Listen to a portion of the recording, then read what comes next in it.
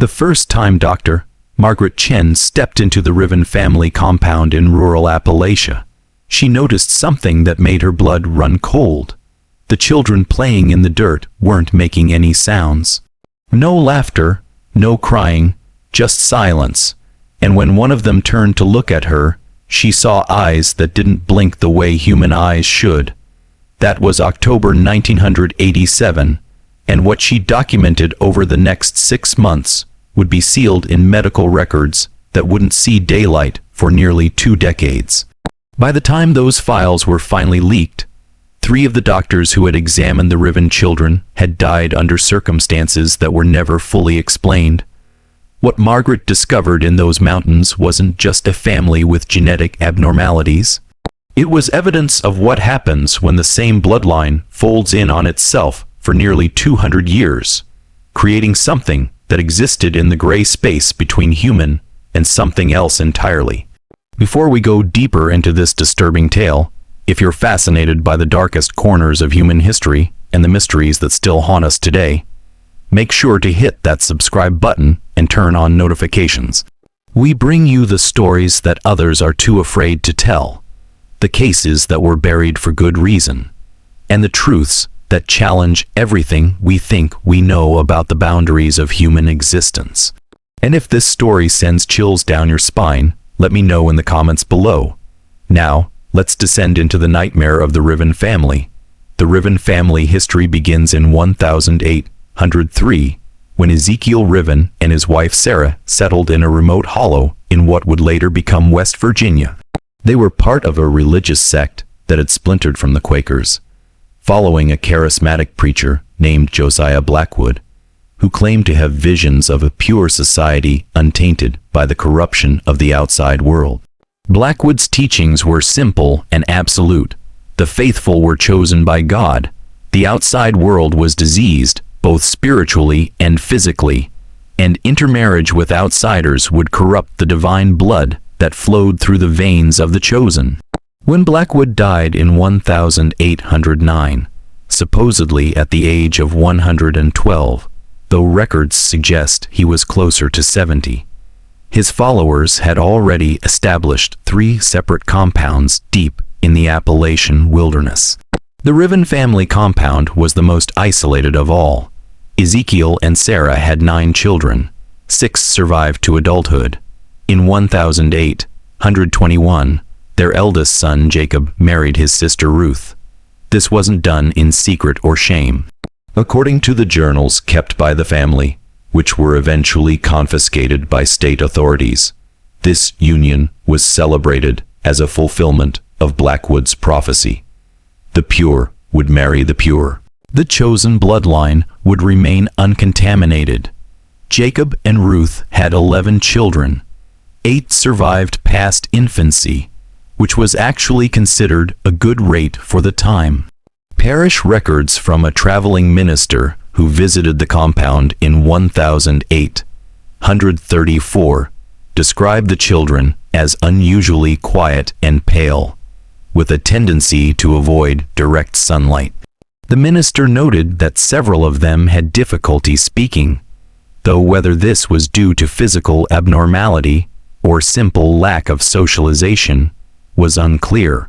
By the second generation, the genetic consequences were already beginning to manifest, though they were subtle enough to be dismissed as individual peculiarities rather than hereditary patterns. A grandson born in 1838 had fingers that bent at unusual angles. A granddaughter born in 1842 was deaf and had eyes that were described as being almost colorless, like fog. Another child born in 1845 never grew beyond the size of a 6-year-old, though he lived to be 37. But the Riven family saw these traits not as defects, but as marks of their chosen status. They were different because they were special. They were set apart because God had set them apart. The third generation is where the historical record becomes more disturbing. By 1860, there were 43 members of the Riven family living in the compound. A census taker who visited that year noted in his personal diary, which is now held in the West Virginia State Archives, that he had never seen a family that looked so similar to each other, while simultaneously looking so unlike any other humans he had encountered. He described their skin as having a waxy, almost translucent quality.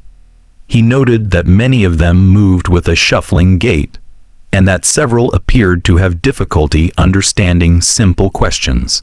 Most disturbingly, he wrote that when the family gathered for their evening meal, they communicated primarily through gestures and sounds that resembled language but weren't quite speech. He completed his census count and left the same day, marking the visit as the most unsettling experience of his 40-year career. The Civil War largely passed the Riven family by. They had no slaves, grew their own food, and had no interest in the politics of either North or South.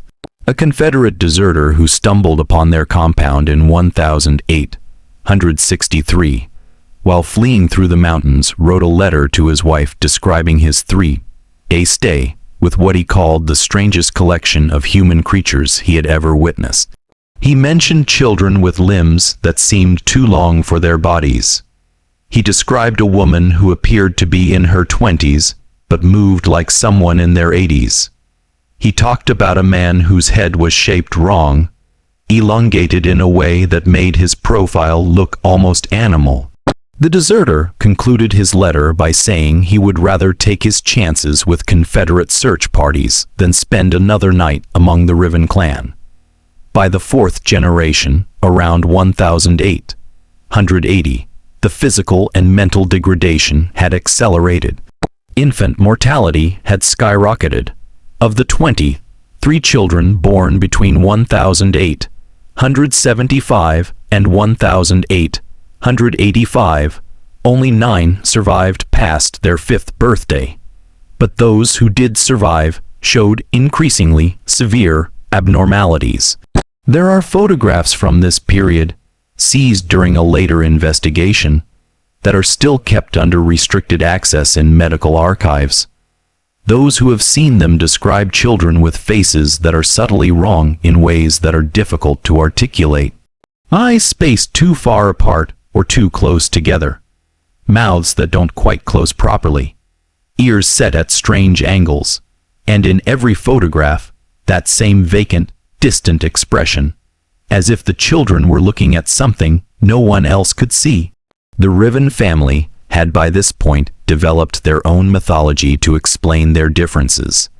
They believed they were evolving into a higher form of human, one that would eventually transcend the flesh entirely.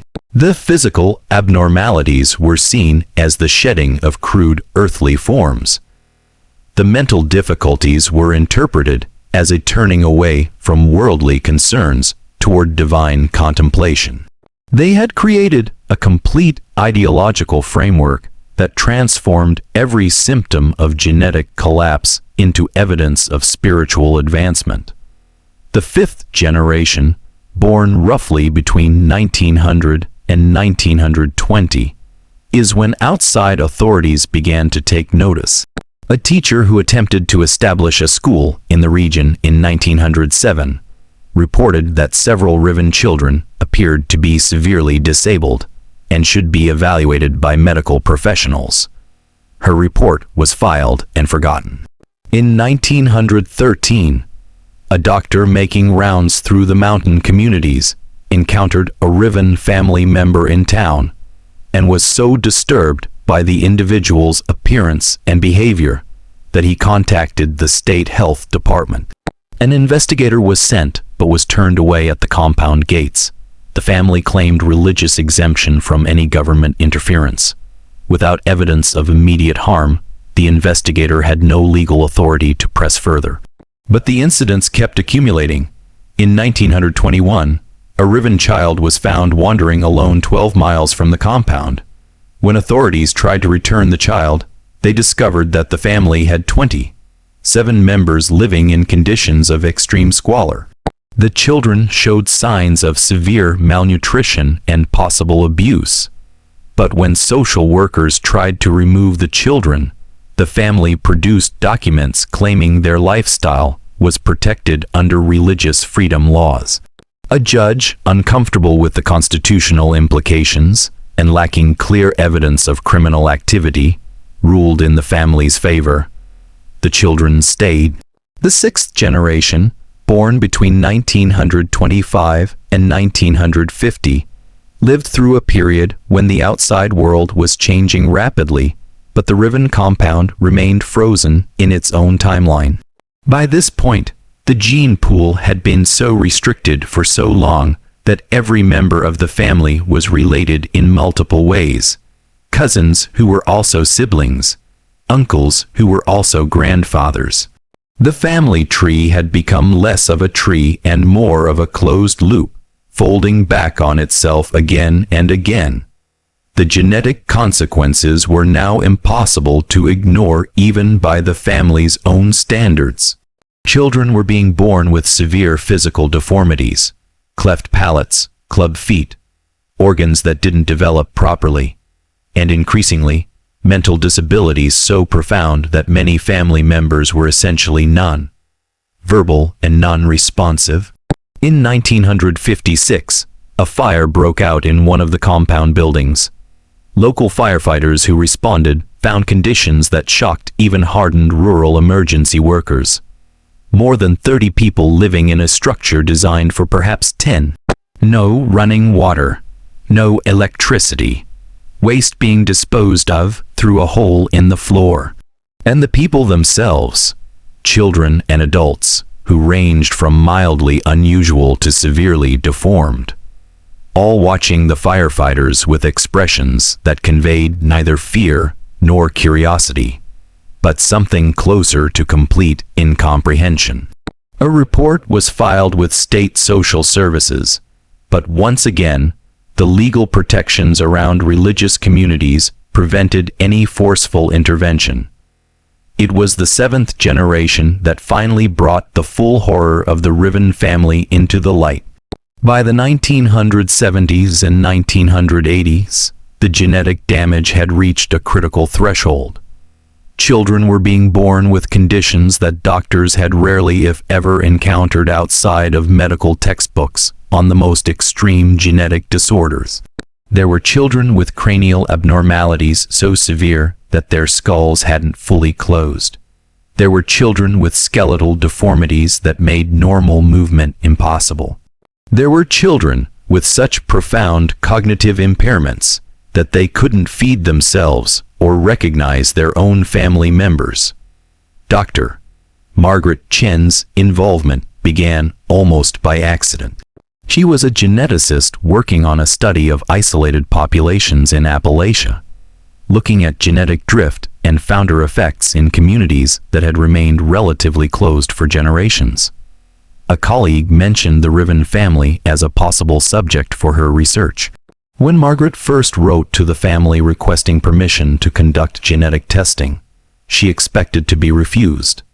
Instead, she received a letter inviting her to visit. The letter was written in shaky handwriting and was barely coherent, but it seemed to suggest that the family believed she could help them understand what was happening to their children. When Margaret arrived at the compound in October 1987, she was prepared for genetic abnormalities. What she wasn't prepared for was the scale and severity of what she found. In her initial report, later leaked to journalists, she documented 41 living family members. Of those, only 7 appeared to have normal cognitive function. 12 were severely disabled to the point of requiring constant care. 22 fell somewhere in between, capable of basic functions but clearly impaired. The physical abnormalities ranged from minor facial asymmetries to deformities so severe that Margaret initially wasn't certain some of the individuals were viable. But it was the children of the 7th generation that truly horrified her. There were 9 children under the age of 10 living in the compound. Margaret's notes describe them in clinical language, but the horror comes through nonetheless. Child A 7-year-old boy, had a cranial structure that was elongated and narrow, with eyes that protruded slightly from their sockets. His fingers were fused together in a way that suggested syndactyly, but extended beyond what is normally seen in that condition. He could not speak and did not respond to his name. Child B, a 5-year-old girl, had legs that bent at multiple points along their length, suggesting extra joint formations. Her skin had a translucent quality that allowed her veins to be clearly visible. She made sounds but not words. Child C, an 8-year-old of indeterminate sex due to ambiguous genitalia, had a spine that curved in an S shape and eyes that were 2 different colors and 2 different sizes. This child could walk, but only with a lurching, unsteady gait. Margaret documented all of this with photographs and detailed medical examinations. She collected blood samples from willing family members. She built family trees that looked like nightmares, lines connecting to other lines in impossible configurations. And as she worked, she began to understand the full scope of what had happened. This wasn't just inbreeding. This was 7 generations of the closest possible genetic relationships, maintained without any introduction of outside genetics whatsoever. It was a genetic experiment that no ethics board would ever approve, carried out over nearly 2 centuries, and the results were children who were barely recognizable as human. The family's response to Margaret's findings was perhaps the most disturbing aspect of the entire situation. When she tried to explain that their children were suffering from genetic disorders caused by inbreeding, they nodded politely and then explained their own interpretation. The children were transitioning. They were shedding their earthly forms. They were becoming more pure, more spiritual, more divine. The deformities were not problems to be solved, but prophecies being fulfilled. Margaret realized with growing horror that she wasn't dealing with ignorance. She was dealing with a belief system so complete, so hermetically sealed, that no external evidence could penetrate it. She tried to get help. She contacted state social services, child protective agencies, and medical authorities. But she ran into the same legal barriers that had protected the Riven family for decades. They weren't breaking any laws. The children were fed, clothed, and sheltered. There was no evidence of physical abuse in the traditional sense. And religious freedom protections meant that the state had very limited authority to intervene in how the family raised their children, even if their choices seemed horrifying to outsiders. In January 1988, Margaret made one last visit to the compound. She brought with her a pediatric specialist and a social worker, hoping that if enough professionals documented the situation, they could build a case for intervention. What they found was that 3 of the children she had examined in October were now dead. The family had buried them in a small cemetery on the property. When asked what had happened, the family explained that the children had completed their transition and moved on to the next stage of existence. Medical examination of the graves was never permitted, but Margaret suspected the children had died from complications related to their genetic conditions, possibly something as simple as an infection that their compromised immune systems couldn't fight off. The pediatric specialist tried to examine the remaining children, but several were so fearful of strangers that they became violent when approached. One child, a 6-year-old girl, screamed in a way that didn't sound quite human when the doctor tried to touch her. Another child, a 9-year-old boy, bit the social worker hard enough to draw blood. The visit ended with the professionals being escorted off the property by family members who had suddenly become hostile and defensive. Margaret's final report, submitted in February 1988, recommended immediate intervention to remove the children from the compound and provide them with medical care. She documented conditions that she believed constituted medical neglect, if not outright abuse. She provided genetic analysis showing that every single member of the family was the product of incestuous relationships going back multiple generations. She included photographs that she believed would shock any reasonable person into action.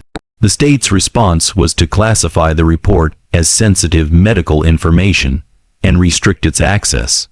No action was taken. The official explanation was that without clear evidence of criminal activity, the state could not violate the family's constitutional rights to religious freedom and privacy. The unofficial explanation, whispered among those who had seen the reports and photographs, was that no one wanted to deal with the nightmare of what to do with the Riven children. They were too damaged, too far gone. Placing them in foster care seemed impossible. Institutionalizing them seemed cruel, and so the easiest solution was to do nothing at all. Margaret Chen continued trying to help the Riven family for another 2 years. She visited when they would allow it. She brought medical supplies and tried to teach basic hygiene and nutrition. But in 1990, she was denied access to the compound. The family had decided that outsiders were the problem, that the doctors and social workers were trying to destroy their community. They went even deeper into isolation. In 1993, Margaret received a letter from the Riven family. It was written by one of the few literate members, a woman in her 40s named Patience Riven. The letter thanked Margaret for her concern, but explained that the family had found their own solution. They had prayed and received guidance. They would no longer produce children. The remaining young members of the family, those still capable of reproduction, had undergone voluntary sterilization performed by a sympathetic doctor in a neighboring state. The Riven line would end with the 7th generation. Margaret drove to the compound immediately, fearing some kind of mass tragedy. What she found was a family that seemed almost peaceful. The decision to end their bloodline had lifted some terrible burden from them. They no longer had to pretend that the deformities were divine gifts. They no longer had to watch children suffer and die while maintaining that it was all part of a sacred plan. They could admit, finally, that something had gone terribly wrong.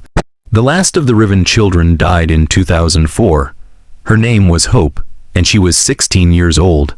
She had lived her entire life unable to walk or speak, fed through a tube, seeing the world through eyes that may or may not have been able to focus properly. When she died, there were only 12 members of the Riven family still alive, all adults, all sterile. They buried Hope next to her siblings and cousins and parents in the small cemetery that had grown to hold more than 70 graves. Dr. Margaret Chen died in 2009 from cancer. Before her death, she arranged for her research on the Riven family to be donated to a medical archive with the stipulation that it be made available to researchers after a 20-year embargo. Those files were released in 2029, just a few months ago. The photographs and medical records they contain have shocked geneticists and ethicists around the world. They provide a stark warning about what happens when ideology overrides biology, when belief systems become so insular that they reject basic reality. The Riven family compound still exists. As of last year, there were 3 surviving members, all in their 60s and 70s. They live quietly, maintaining the property, tending the graves of their family. They have no children to pass their legacy to, no descendants to remember them. When the last of them dies, the compound will likely be abandoned, left to be reclaimed by the forest. The state of West Virginia has indicated it may turn the property into a historical site. A reminder of what can happen when communities isolate themselves completely from the outside world. But the real legacy of the Riven family isn't in the compound, or the graves, or even the sealed medical files. It's in those 9 children of the 7th generation that Margaret Chen documented. Children who were born into suffering through no fault of their own, whose bodies were twisted by the genetic choices of their ancestors, who lived brief, painful lives in service of a prophecy that was never real. They were sacrificed on the altar of ideological purity, victims of a belief system that valued abstract concepts of bloodline and chosen status over the concrete reality of human welfare. The case of the Riven family raises uncomfortable questions that we still struggle to answer. Where is the line between religious freedom and child endangerment? At what point does the state have an obligation to intervene in how families raise their children? How do we balance respect for different belief systems with the protection of vulnerable individuals who cannot protect themselves? These questions don't have easy answers, and the Riven case provides no comfort to any side of these debates. What we can say with certainty is that 7 generations of inbreeding produced children whose bodies and minds were so damaged by genetic collapse that they could barely function. What we can say is that this damage was preventable, that at any point over those 200 years, the introduction of outside genetics could have stopped the deterioration. What we can say is that children suffered and died because adults prioritized their beliefs over the well-being of those children. The last documented photograph of a Riven child was taken in 2003, a year before Hope died. It shows a teenage girl sitting in a wheelchair, her body twisted at angles that shouldn't be possible, her head tilted in a way that suggests her neck cannot properly support it, her eyes staring at something outside the frame. The photograph is disturbing not because of the deformities themselves, though those are severe, but because of what it represents. It represents the endpoint of a genetic lineage that folded in on itself until it collapsed. It represents the human cost of ideological rigidity. It represents a warning that we would do well to heed.